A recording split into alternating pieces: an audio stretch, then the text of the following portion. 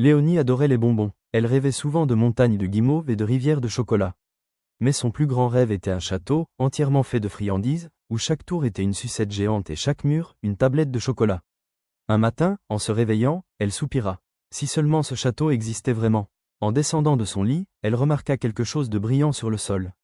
C'était un emballage de bonbons, mais pas n'importe lequel. L'emballage était une carte, dessinée avec du glaçage royal et des pépites de sucre. Elle montrait un chemin sinueux menant à un château. Le château de bonbons, s'écria Léonie, le cœur battant d'excitation. Elle savait qu'elle devait suivre cette carte. La carte la mena à l'orée d'une forêt étrange. Les arbres n'étaient pas en bois, mais en oursons gélifiés de toutes les couleurs.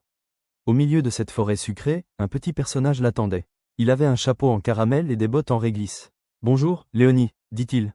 Je suis Pralin, le gardien des bonbons. » Léonie fut surprise mais ravie. « Tu connais le chemin du château de bonbons ?» demanda-t-elle. « Bien sûr, » répondit Pralin. « Je peux t'y guider. » Ils marchèrent ensemble à travers la forêt des oursons gélifiés, grignotant quelques feuilles de menthe chocolatées sur leur passage.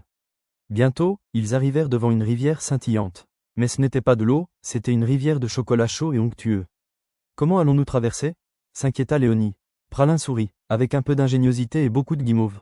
Ensemble, ils construisirent un radeau solide avec d'énormes guimauves et des bâtons de réglisse.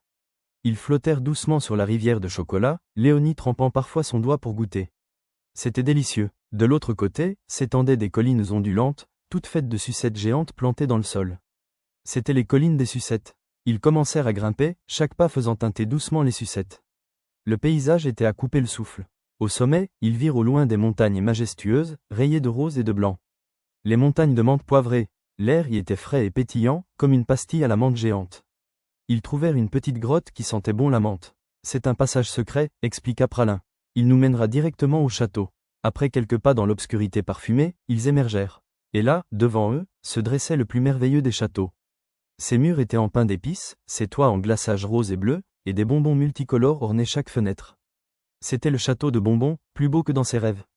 Ils franchirent les portes en gaufrettes et entrèrent. L'intérieur était tout aussi incroyable, avec des fontaines de limonade et des meubles en chocolat.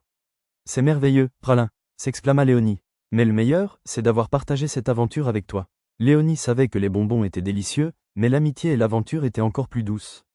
Elle décida qu'elle inviterait tous ses amis à visiter le château un jour.